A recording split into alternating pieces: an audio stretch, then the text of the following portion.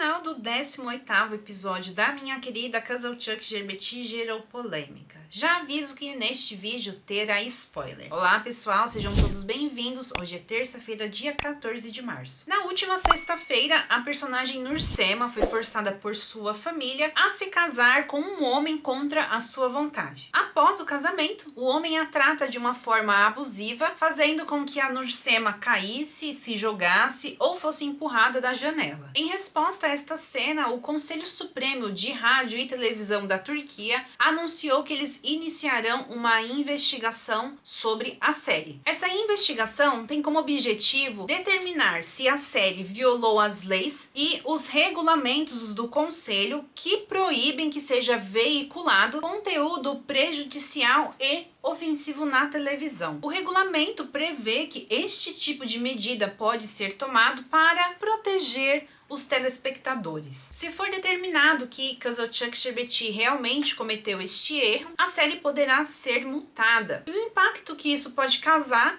é um impacto negativo em relação a patrocinadores do canal, porque uma empresa pode não querer ter o seu produto associado àquele tipo de conteúdo da série. Eu acho importante ter regras para que coisas graves não sejam normalizadas. Mas nesse caso da série Casal Chuck Gerbeti, o conteúdo serve para alertar, conscientizar a sociedade sobre os perigos de um casamento forçado e também sobre violência doméstica. A cena e o conteúdo da série por inteiro não se trata de uma normalização de uma agressão, e sim de conscientização. Quem assiste sabe. Eu também acho importante considerar que muitas vezes a proibição de algumas cenas não faz com que a violência não ocorra na vida real, mas sim a conscientização e a educação podem ajudar que este tipo de coisa aconteça. Enfim, eu acho que é mais uma polêmica para Casal Chuck Gerbeti. Vamos aguardar esse julgamento e tomara que eles não sejam punidos e nem prejudicados. Vamos ver como que o público no geral vai reagir. Vamos ver como será a audiência do próximo episódio. No mais, hoje no jornal nós temos uma foto que indica ser o Hakan Sabancı e a Hande Erçel na viagem deles a Paris em uma visita à Disneylândia. Eu sou suspeita para falar dessas fotos tiradas de costas, mas preciso confessar que realmente aparenta ser os dois. Eles também falam sobre a próxima viagem deles de Londres, além de fazerem um breve histórico do casal que eu já comentei nos vídeos anteriores. Tá bom, meus queridos? Essas foram as notícias do dia de hoje. Muito obrigada pela atenção de vocês. Se inscrevam no canal para receberem mais notícias e vejo vocês no próximo vídeo. Um beijo, fiquem com Deus e tchau!